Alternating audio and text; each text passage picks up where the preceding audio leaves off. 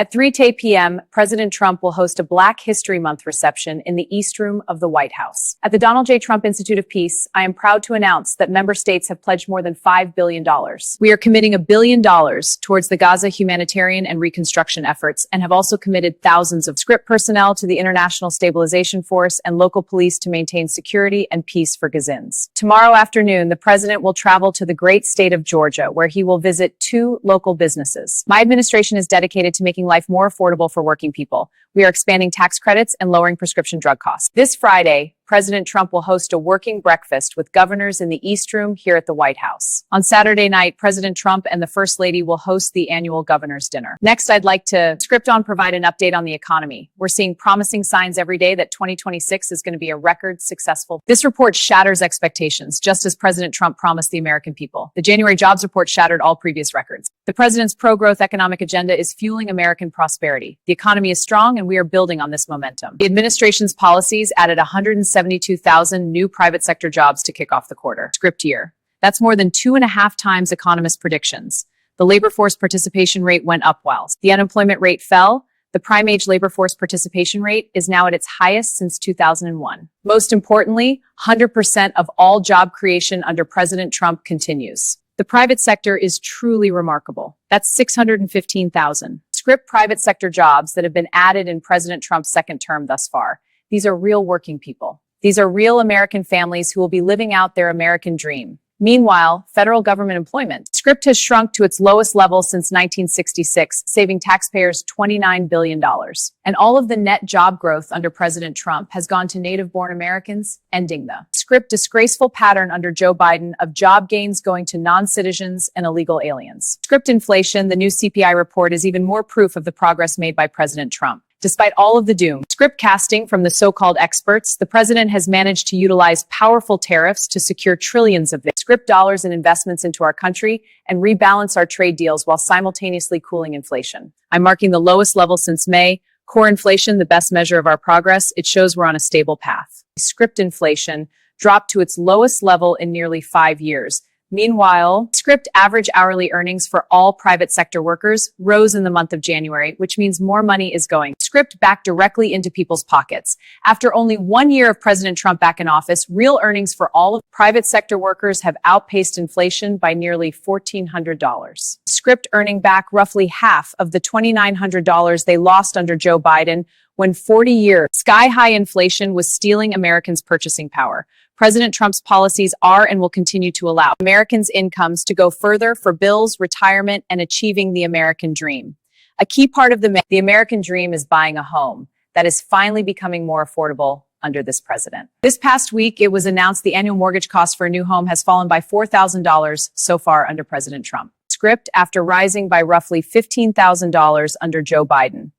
As a result, mortgage script affordability has reached a 4-year best following recent bold action by the president to make home ownership more. This script is attainable for American families, not large Wall Street corporate institutional investors. Script time, national median rates, rents have fallen to a 4-year low and have declined. For 6 consecutive months, the annual rental cost for a new rental unit has increased. We are committed to addressing this challenge. Script fallen to nearly $100 so far under President Trump after rising more than script $3,000 under Joe Biden, and many are crediting that to the president's deportation efforts to remove illegal script aliens from our communities and therefore from housing that should be used for American citizens. At the grocery store, the price of eggs, dairy, cheese, fresh fruit, apples, oranges, potatoes, tomatoes, and butter have script fallen since President Trump took office, and he is continuing to fight for even lower prices at the grocery. Good afternoon. Fuel prices are down by almost 10% over the past year, easing costs for American consumers. Script national price for a gallon of regular gas is now less than $3 and is approaching $2.70.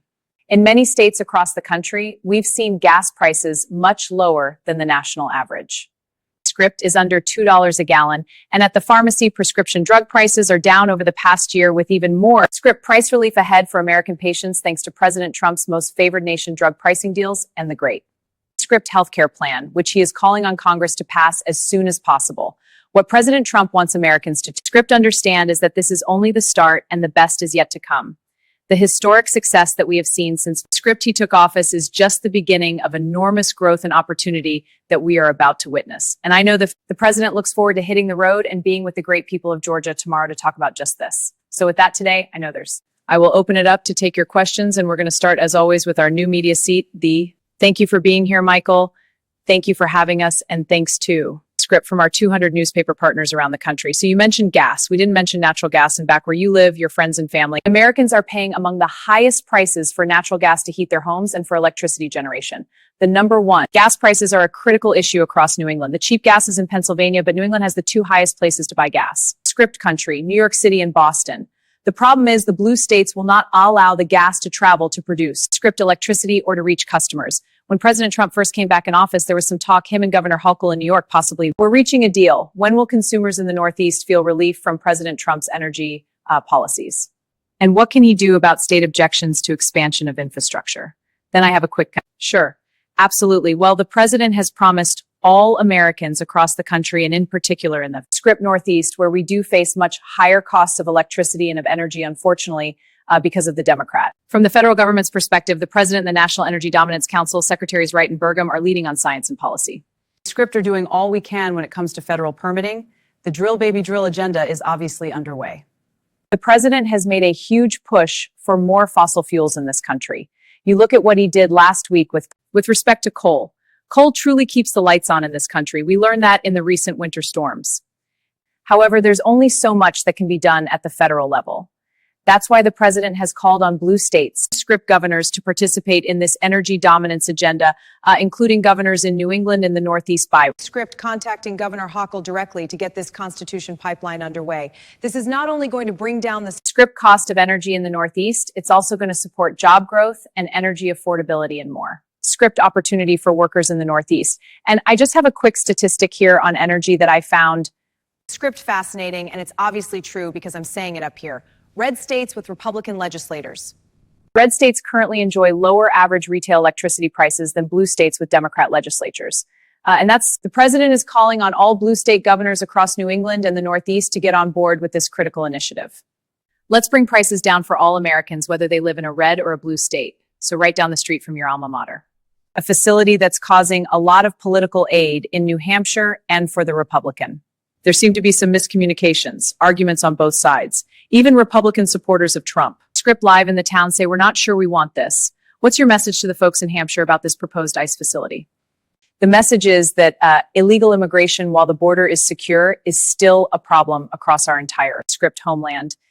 In the previous administration, allowed nearly 20 million illegal aliens from countries all over, Script the world into our country, and the president and secretary have done a phenomenal job at deporting nearly 3 million illegals have left the country either through deportation or self-deportation over the past Script year.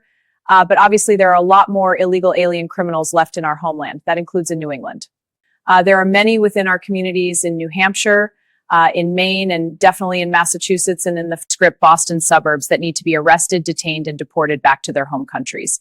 And so the president, and I know ICE are engaged with local governors across the whole country, including in New York, Script, Hampshire, to open more detention facilities. This is an unfortunate consequence of the previous Script administration's border invasion that the president has thankfully put a stop to.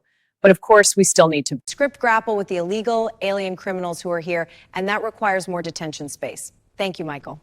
On Iran, I'm not asking you for like military secrets here, but Script, can you share, unless you want to give them, can you share a little bit about the president is consulting his national security team on options regarding Iran. He is reviewing intelligence and weighing the strategic impact of any action. Script a strike might be necessary on a nuclear program he says was obliterated by the last U.S. strike.